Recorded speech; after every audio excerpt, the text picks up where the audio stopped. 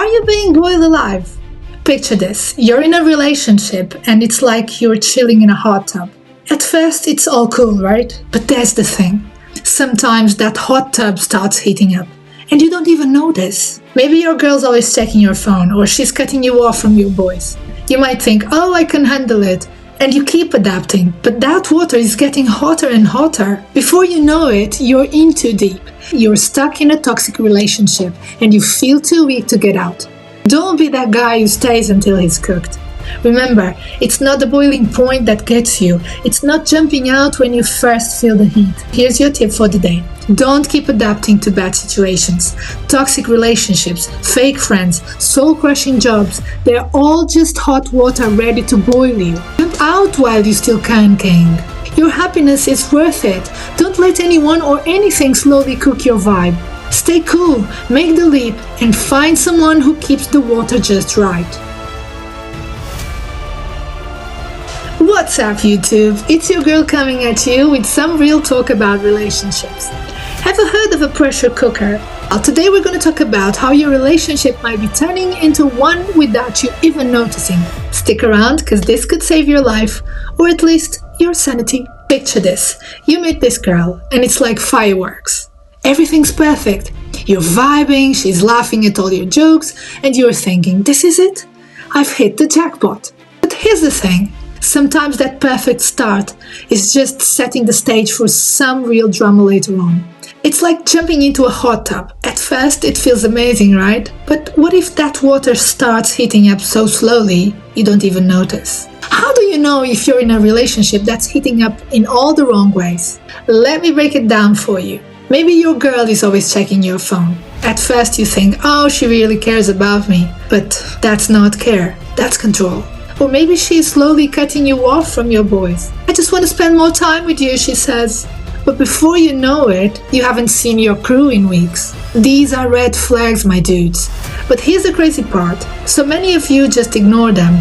You think it's not that bad or I can handle it. But that's exactly how you end up boiled. Let me drop some knowledge on you. Ever heard of the boiling frog experiment? The idea is that if you put the frog in boiling water, it will jump right out. But if you put it in cool water and slowly heat it up, the frog will stay put until it's cooked. Now, I'm not calling you a frog, but the principle is the same. In a toxic relationship, things usually don't go bad overnight. It's a slow burn. You adapt, you make excuses, you tell yourself it's normal. But let me tell you something, it's not normal to feel like you're walking on eggshells around your partner. It's not normal to feel drained after spending time with them. That's the water heating up. What happens if you ignore all the signs? You hit the breaking point.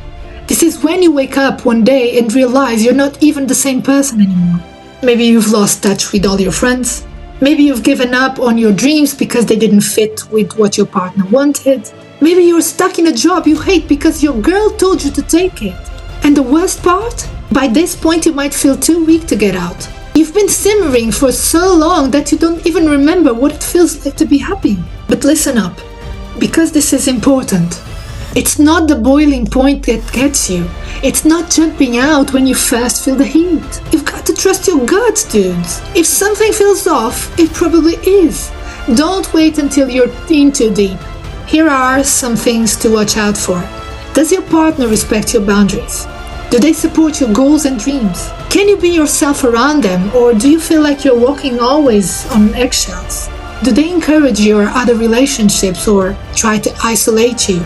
If you're answering no to these questions, it might be time to reassess. Now, if you've realized you're in a toxic situation, what do? First things first, don't beat yourself up. It happens to the best of us. Step 1 is to reach out.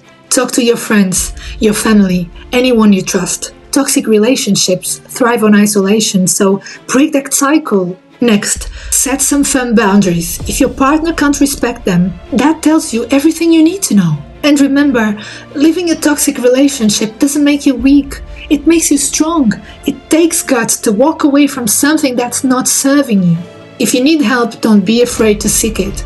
There are resources out there.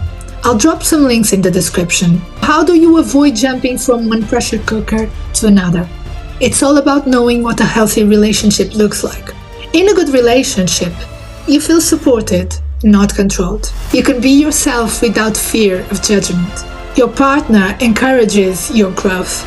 There's mutual respect and trust. Remember, a relationship should add to your life, not take away from it. It should be like a cool, refreshing pool, not a boiling hot tub. Alright, let's wrap this up. Here's what I want you to take away. First, trust your instincts. If something feels off, it probably is. Second, don't ignore the red flags. They are there for a reason. Number 3, it's never too late to get out of a toxic situation.